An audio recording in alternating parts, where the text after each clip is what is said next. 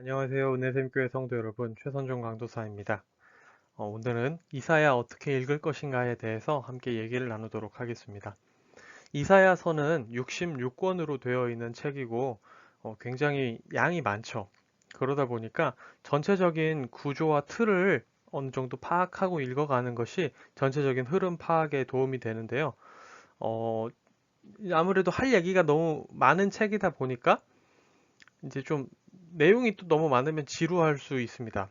그렇기 때문에 최대한 이번엔 간략하게 보시는 것처럼 이렇게 네 가지로 한번 정리를 해 봤는데요. 이 네 가지만 딱 알고 가셔도 이사야서를 읽는데 통독하시는데 큰 어려움이 없으리라 생각이 됩니다. 그럼 하나하나 살펴보도록 하겠습니다. 먼저는 이사야서를 어떻게 바라봐야 할지에 대한 관점에 대해서 얘기하겠습니다. 대부분의 성도 여러분께서는 이사야서를 읽으실 때 그런 고민을 해보신 적이 없을 거예요.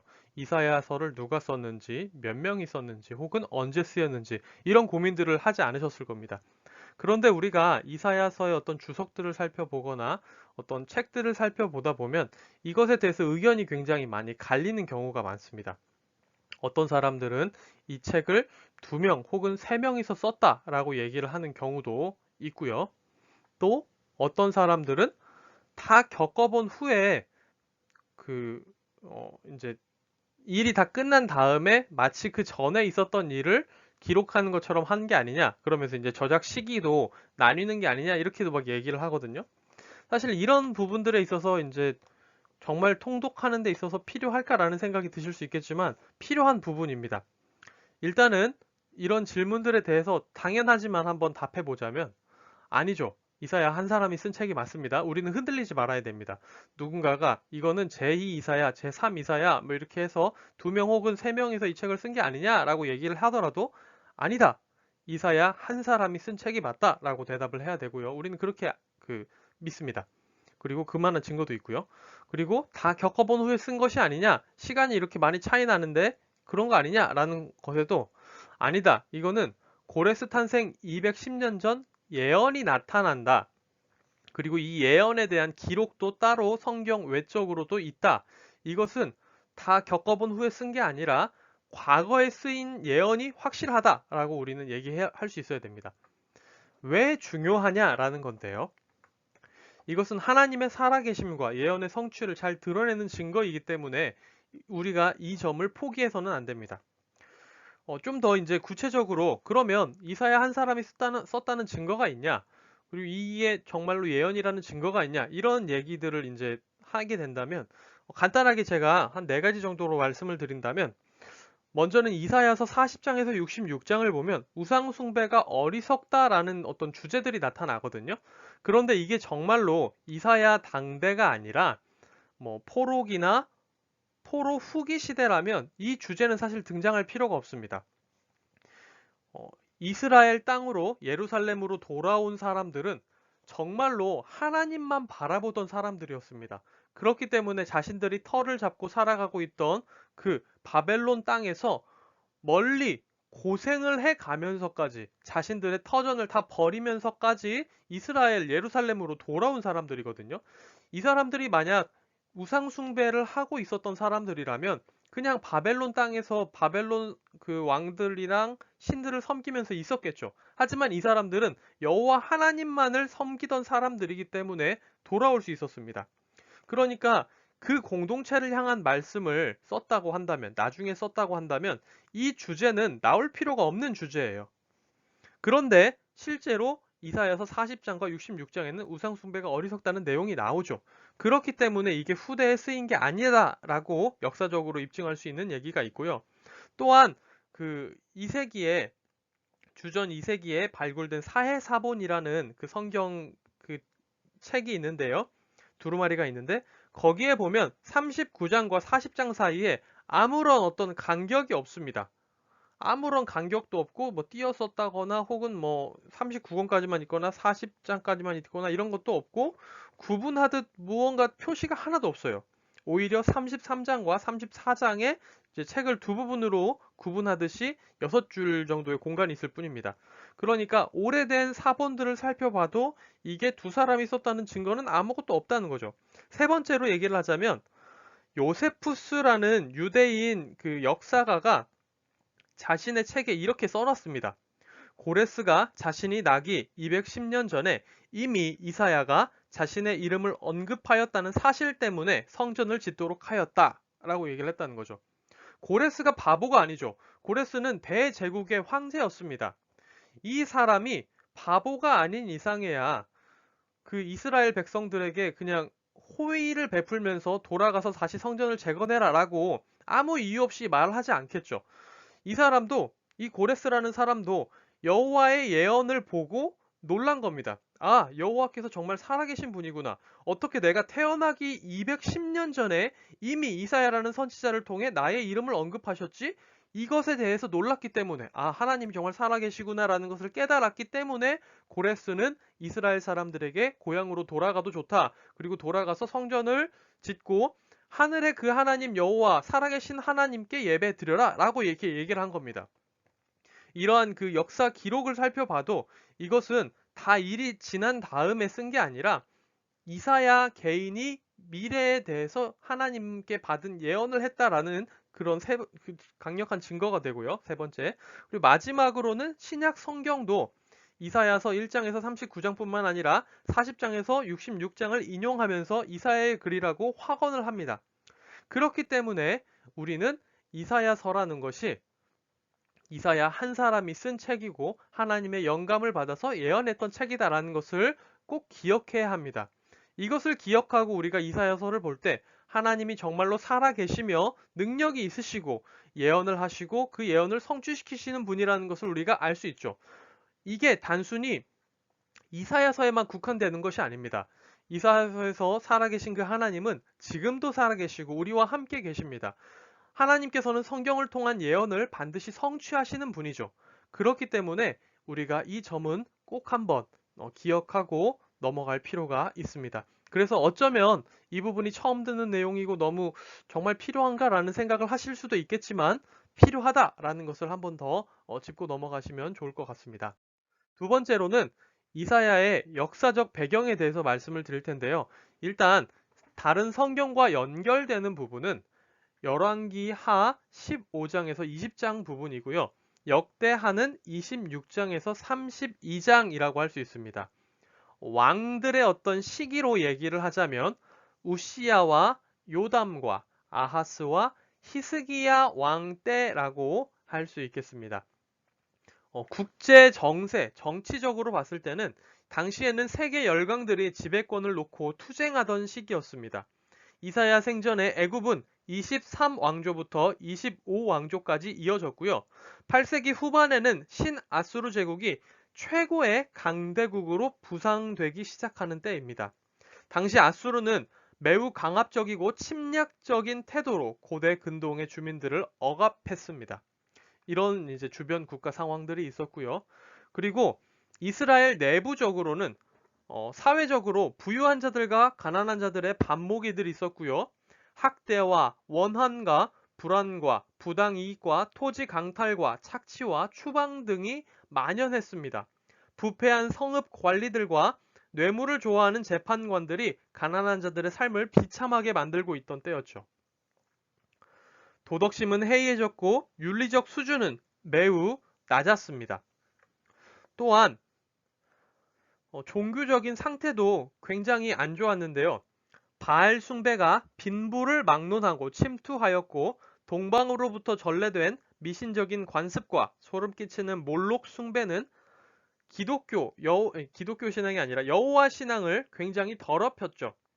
그래서 성전에서의 어떤 수입은 증대되었으나 실생활과 종교는 커다란 차이가 있었습니다. 진정으로 드리는 예배는 거의 찾아보기 힘들었고 다른 이방 신들에게 드리는 예배로 인해 여호와 하나님에 대한 신앙과 예배가 모욕을 당하던 때였습니다.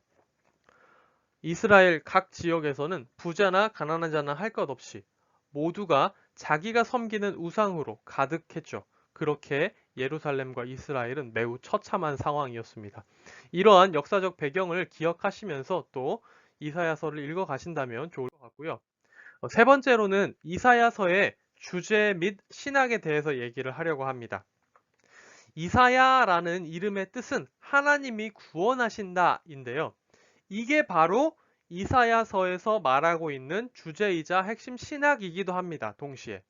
하나님이 구원하시는 내용이 나타나는 거죠. 이사야서에서. 그런데 여기서 이제 구원이라고 하는 게 뭐냐라는 건데요.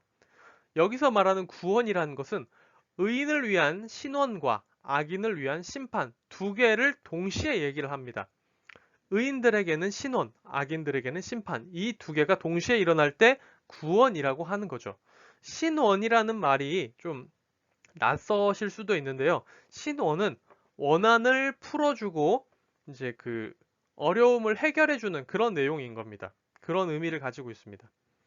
또한 이게 크게 봤을 때 그냥 한 가지로만 얘기했을 때 그러니까 이사야의 주제가 뭐야? 이사야의 신학이 뭐야? 라고 딱 물어봤을 때 한 가지로만 딱 대답해야 된다고 한다면 하나님이 구원하신다. 하나님이 구원하셔. 이렇게 얘기할 수 있는데 조금 더 세부적으로 얘기를 하자면 특별하게 1장부터 55장에 굉장히 많이 나타나는 6가지 주제가 있는데요. 첫 번째는 역사의 주인이신 하나님입니다. 하나님께서 역사의 주인이시다. 이러한 내용들이 또 굉장히 많이 이제 강조돼서 나오는 주제 중에 하나고요. 또 두 번째로는 우상들보다 지극히 높은 여호와에 대한 주제가 나옵니다. 세 번째로는 남은 자들과 관련된 약속들이 나오고요. 네 번째로는 속죄를 토대로 한 하나님과 죄인의 화해에 대해서 나옵니다. 다섯 번째는 시온의 회복에 대한 묵시가 또 주제로 나오고요.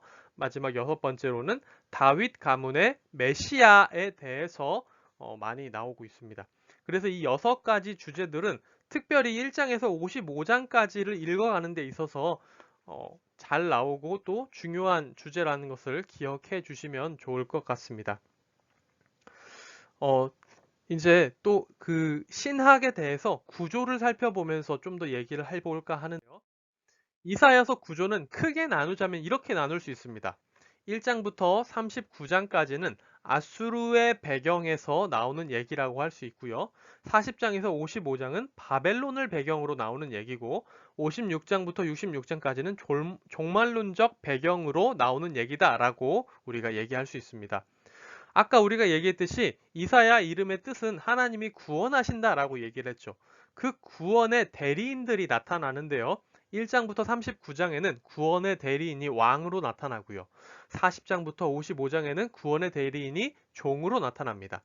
56장부터 66장까지는 대리인이 기름 부음 받은 승리자로 나타납니다.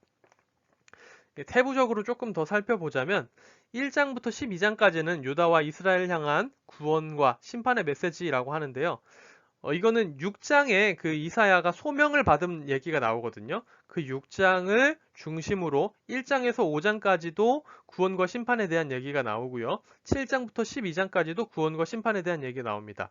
1장에서 5장까지는 심판받는 게 예루살렘이고 구원은 시온이 받게 되고요. 7장부터 12장까지에서는 구원은 남은 자가 받게 되고 심판은 아수르와 이스라엘이 받게 됩니다.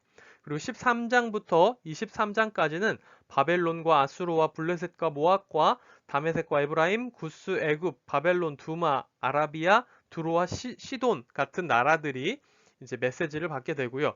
24장부터 27장까지는 왕과 연회와 위로와 뱀, 부활, 나팔 등에 대한 얘기가 나오면서 소묵시록이 진행이 된다고 할 수 있습니다.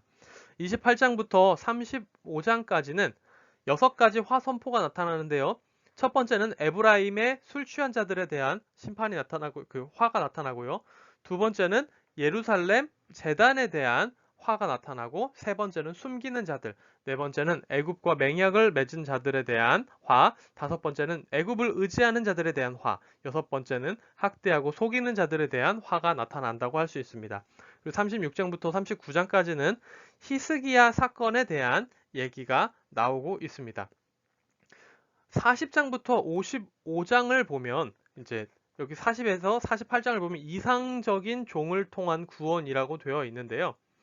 여기서 이상적인 종 중에는 그 정치적인 해방과 영적인 구원이 이게 두 개가 나뉩니다. 나뉘어서 우리가 두 가지를 봐야 되는데요. 먼저 첫 번째로 이제 정치적인 해방은 고레스를 통한 그 해방이고, 이제 여기서 이상적인 종, 정치적인 종은 고레스를 얘기를 하는 겁니다. 고레스에게 직접적으로 종이라는 표현이 나타나지는 않지만 고레스에게 목자와 기름 부음 받은 자라는 용어로 설명이 되기 때문에 우리가 고레스를 정치적인 분야에서의 이상적인 종이라고 볼 수 있고요. 또한 영적인 구원과 예루살렘의 회복은 메시아적인 종의 사역과 고난을 통해서 이루어진다는 것을 알 수 있습니다. 이 부분은 특별히 49장에서 55장까지에서 이제 잘 나타나 있죠. 그리고 56장에서 66장까지는 이제 기름 부음 받은 승리자가 대리인으로 그 구원의 대리인으로 나타나는데요. 59장까지, 56장에서 59장까지는 종들이라고 해서 이제 복수형들이 많이 나타납니다. 그래서 이제 이 종들에 대한 얘기가 막 나타나고 성도들에 대한 얘기가 막 나타나서 아, 종들인가 하는 생각이 드는데 59장에서 기름 부음 받은 승리자라는 단수로 전환이 일어납니다. 그러면서 기름 부음 받은 승리자, 우리는 이제 이게 누군지 알고 있죠. 예수 그리스도로 인한 구원의 대리인이 나타나서 모든 것을 회복시키시고 그 믿는 성도들, 종들에게 새 하늘과 새 땅을 기업으로 상속하게 하신다는 그 약속이 나타나는 거죠. 힘든 시절이 지나갑니다. 힘든 시절이 있지만 힘든 시절이 지나가고 악인들에 대해서는 하나님이 최종적으로 심판을 하시고 또 성도들과 남은 자들, 견딘 자들, 하나님의 사람들은 하나님이 회복시키시고 구원하신다는 것이 나타납니다. 네, 이렇게 해서 우리가 이사야서의 구조를 가지고도 함께 이사야서의 어떤 신학들을 나누었고 내용들을 나누었습니다.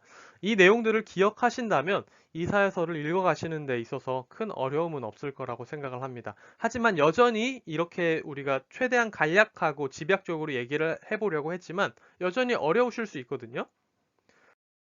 어, 그렇, 그럴 때는 이제 제가 참고했던 문헌들인데 이 참고했던 문헌들 중에 한두 권을 찾아서 읽어보시는 것도 도움이 될 수 있을 거라 생각합니다. 이런 책들을 좀 읽어보시면 충분히 제가 지금 집약적으로 말씀드린 것보다 풀어서 설명하고 있는 내용들이 있으니까요. 도움을 얻으실 수 있을 거고요.